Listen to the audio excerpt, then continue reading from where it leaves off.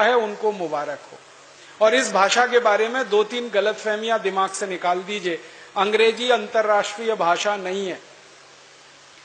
200 देश हैं, उनमें से सिर्फ 14 देशों में अंग्रेजी चलती है, बाकी कहीं अंग्रेजी नहीं।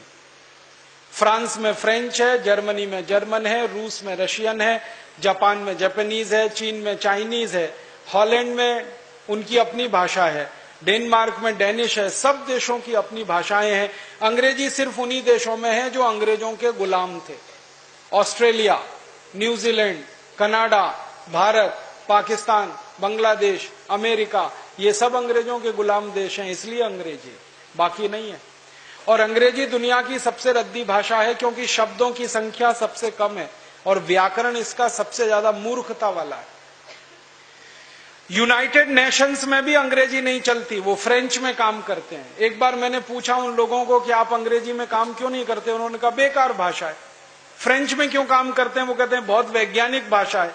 मैं पूछा फ्रेंच की वैज्ञानिकता क्या है, तो उन्होंने मुझे इतनी गहरी बात कही। उन्होंने कहा कि फ्रेंच में शब्द रूप और धातु रूप दोनों अलग अलग हैं। तो मैं पूछा ये कहां से आपने सीख लिया, उन्होंने कहा ये हमने संस्कृत से सीख लिया, क्योंकि संस्कृत में शब्द रूप और धातु रूप अलग अलग।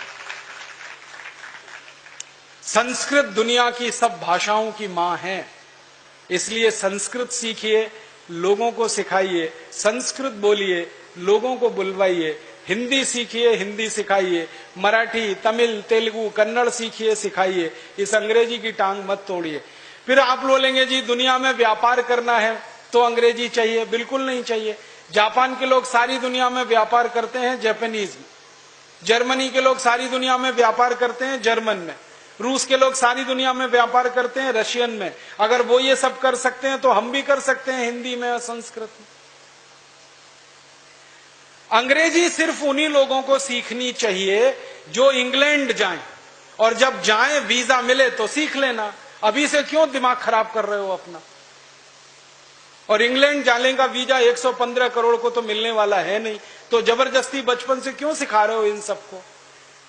और इसका सबसे बड़ा दुष्परिणाम जानते हैं क्या होता है, जब मार मार के किसी बच्चे को आप अंग्रेजी सिखाते हैं, उसकी जिंदगी का 6 गुना समय आप बर्बाद कर देते हैं। जो बात बच्चा मातृभाषा में 1 घंटे में सीखता है, वही बात अंग्रेजी में सीखने में 6 महीने लग जाते हैं उसको। कितना समय बर्बाद किया आपने उसको। मैंने एक दिन हिसाब निकाला, सारा पाठ्यक्रम हम हिंदी में कर दें, मातृभाषा में कर दें, तो इंजीनियरिंग की पढ़ाई 2 साल में हो जाती है, मेडिकल की पढ़ाई 1.5 से पौने 2 साल में हो जाती है। इतना समय हम बचा सकते हैं। पहली कक्षा से 12वीं कक्षा तक अंग्रेजी हटा दी जाए तो जितना 12 साल में हम बच्चों को सिखाते हैं वो 2 साल में सिखा सकते हैं। समय बचा सकते हैं, पैसा बचा सकते हैं, तनाव कम कर सकते हैं दिमाग का। इसलिए हम चाहते हैं कि पूरी शिक्षण व्यवस्था इस देश में मातृभाषा में हो, बचपन से लेकर उच्च शिक्षा तक। और अंग्रेजी का प्रयोग इस देश में खत्म हो, चाहे वो सुप्रीम कोर्ट में, चाहे हाई कोर्ट में।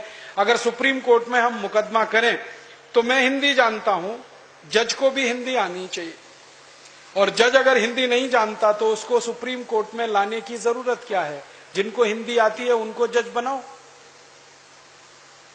और जिनको हिंदी आती ही नहीं है, सिर्फ अंग्रेजी जानते हैं, उनको सबको लंदन भेजो, इंग्लैंड भेजो। वो इस देश के किस काम के हैं। पैसा हिंदी वासी लोगों के खून पसीने की कमाई के टैक्स का लेंगे और न्याय अंग्रेजी में देंगे, ये कौन सी व्यवस्था। न्याय भी हिंदी में देना पड़ेगा। वादी को हिंदी आती है, प्रतिवादी को हिंदी आती है, जज को भी हिंदी आनी ही चाहिए। क्यों नहीं आनी चाहिए। भारत में नहीं आएगी तो किस देश में आएगी। तो न्याय व्यवस्था में हिंदी, प्रशासन व्यवस्था में हिंदी, संसद में भी हिंदी होनी चाहिए।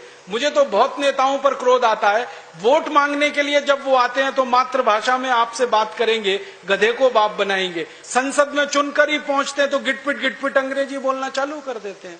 किसके लिए संसद चलाते हैं।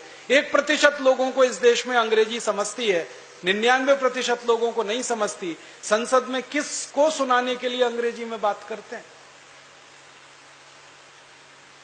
मुझे भारत के पूर्व प्रधानमंत्री श्री अटल बिहारी वाजपेयी की एक बात याद आती है। वो कहा करते थे कि यूनाइटेड नेशन न्यूयॉर्क में जाके हिंदी बोलना आसान है, भारत की संसद में हिंदी बोलना बड़ा मुश्किल का काम है। इतनी अंग्रेजियत हमारे देश में आ गई। अटल जी ने न्यूयॉर्क में संयुक्त राष्ट्र में हिंदी में धारा प्रवाह भाषण दिया था। वो कहते हैं कि यहां झक मार के अंग्रेजी में बोलना पड़ जाता है अपनी संसद। ये शर्मनाक स्थिति बदलनी पड़ेगी हमें। मातृभाषा में सारे काम हमें करने हैं। हमें हमारे जीवन में कुछ संकल्प लेने हैं। वो ये, हम भारतवासी हैं तो भारतीय भाषाओं में अपने जीवन को चलाएं।